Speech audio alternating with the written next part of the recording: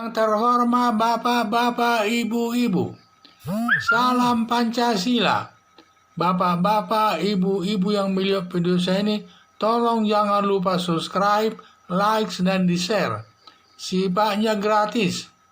Saya akan mengomentari adanya tanda-tanda Yusuf Kala menyusul Rizik Syihab terkait karma Basuki Cahayapurnama atau Ahok. Jadi sumber saya dari YouTube. Adanya tanda-tanda Yusuf Kala menyusul Rizik Syihab terkait dengan karma Basuki Cahayapurnama atau Ahok.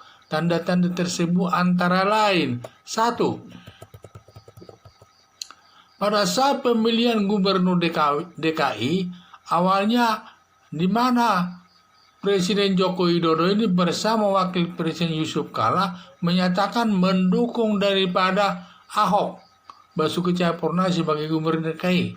Ternyata setelah pengumuman diketahui bahwa Yusuf Kala itu bukannya mendukung daripada Ahok atau Basuki Cahayapurnama, tetapi yang didukungnya ada Anies Baswedan bersama dengan Sandiaga Uno. Inilah saya lihat, dia menyatakan sama-sama mendukung. Ternyata Presiden Jokowi merasa dihianati oleh Yusuf Kala. Di luar dugaannya dia mendukung daripada Anies Baswedan tersebut dengan menggunakan politik daripada identitas. Karena yang mendukung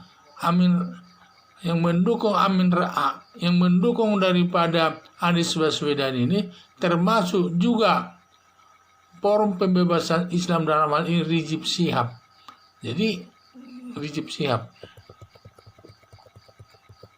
Kedua, Putri Yusuf Kala mengadukan Ferdinand Huta Hayan kepada polisi, karena menyatakan, katanya Ferdinand Huta Hayan ini menyatakan Yusuf Kala itu sebagai caplin. Padahal menurut Ferdinand Huta Hayan tidak pernah menyatakan Yusuf Kala itu caplin. Yang menyatakan, menafsirkan Yusuf Kala itu caplin adalah keluarganya sendiri. Kalau Ferdinand Huta Hayan hanya menyatakan bahwa caplin membawa uang sekoper, itulah. Tetapi selanjutnya juga yang mengadukan itu seharusnya bukan Putri Yusuf Kala yang mengadukannya. Seharusnya yang mengadukan itu, kalau memang sakit hati, harus Yusuf Kala secara langsung mengadukannya ke polisi. Jadi berdasarkan dua alasan tersebut, maka pengaduan daripada Putri Yusuf Kala tersebut dari sudut hukum pidana tidak memenuhi syarat, yang berakibat nanti Ferdinand Huta Hayan bisa mengadukan balik Putri Yusuf Kala ke polisi karena perbuatannya sudah melakukan pencemaran yang melanggar pasal 310 KUHP yang ancamannya 9 bulan penjara, dan bisa juga nanti dapat diterapkan Undang-Undang ITE yang ancam hukumannya lebih berat lagi. Itu kalian lihat. Jadi harusnya mengadukan itu harus, kalau ada merasa sakit hati, harus Yusuf Kala. Yusuf Kala kok yang dihina, kok anaknya yang jadi keberatan. Itu. Padahal kalau dalam delik aduan ini harus langsung yang merasa disakiti mengadukannya ke polisi. Tidak boleh melalui pengacara atau anaknya atau temannya. Harus langsung yang dihina itu yang mengadukannya ke polisi. 3. Richard Ramli ini menuding Yusuf Kala sebagai pembohong. Karena dia sering menghalang-halangi Richard Ramli menduduki jabatan menteri di pemerintahan Presiden Joko Widodo. Itulah saya lihat. Periode pertama tahun 2014 sampai 2019 itu ya. Pada saat itu dia mau diberikan jabatan menteri, tetapi ada tudingan daripada Richard Ramli bahwa Yusuf Kala itu menghalang-halangi Presiden Joko Widodo untuk menduduki jabatan menteri tersebut. Baru keempat, ada dugaan perusahaannya Yusuf Kala katanya bangkrut sampai 4 triliun. Kalau benar-benar dia ada berutang ke negara sampai 4 triliun, nanti pemerintah bisa mengajukan gugatan perdata kepada Yusuf Kala untuk membayar hutangnya itu. Karena nanti ada dugaan juga mungkin dia sudah bangkrut dan sebagainya, saya kurang jelas. Tapi itulah yang saya dengar sering dari YouTube, bahwa dia katanya sudah mengalami kebangkrutan. Jadi untuk itu nanti bisa nanti pemerintah mengajukan gugatan perdata kepada dia untuk menggantikan uang sebesar yang dihutangnya tersebut.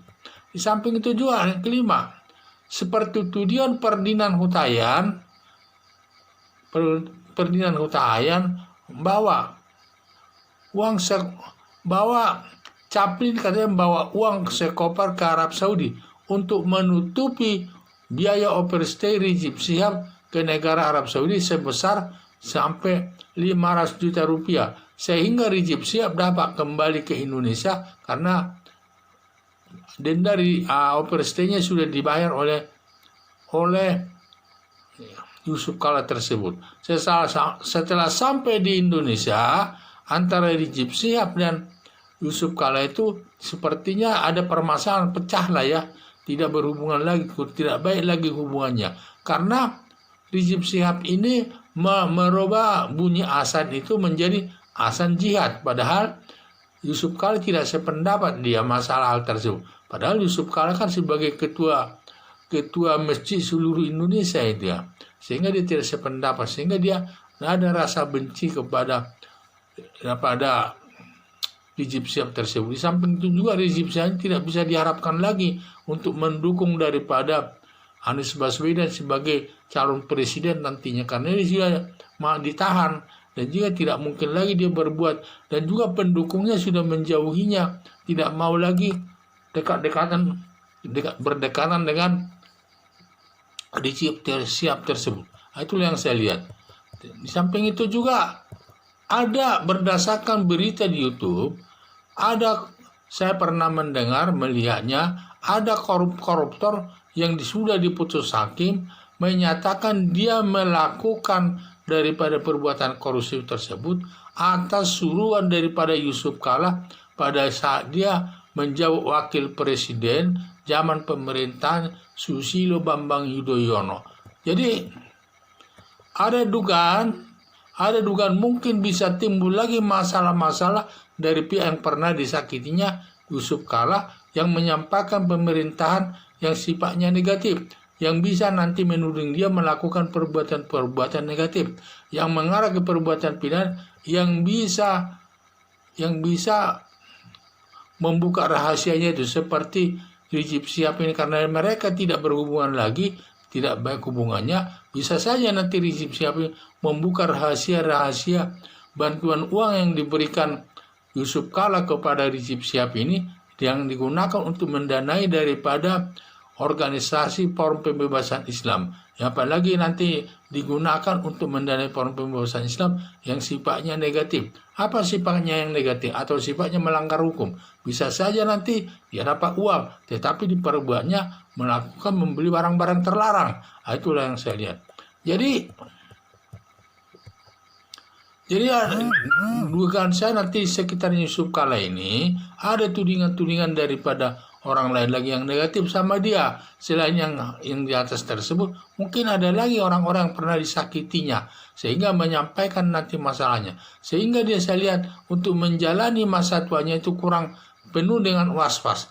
Jadi sehingga nanti bisa dia menyusul Ahok di penjara. Karena hal tersebut sebagai karma daripada Basuki Cahayapurnama Ahok, yang menyatakan bahwa doanya Ahok supaya semua orang dulu yang menjolimi dia supaya dihukum oleh Tuhan. Dan juga ternyata Tuhan itu mendengar doa daripada Ahok tersebut, sehingga nanti ada dugaan bisa menyusul daripada Yusuf Kala kepada Rizik Syihab tersebut. Sekian dan terima kasih.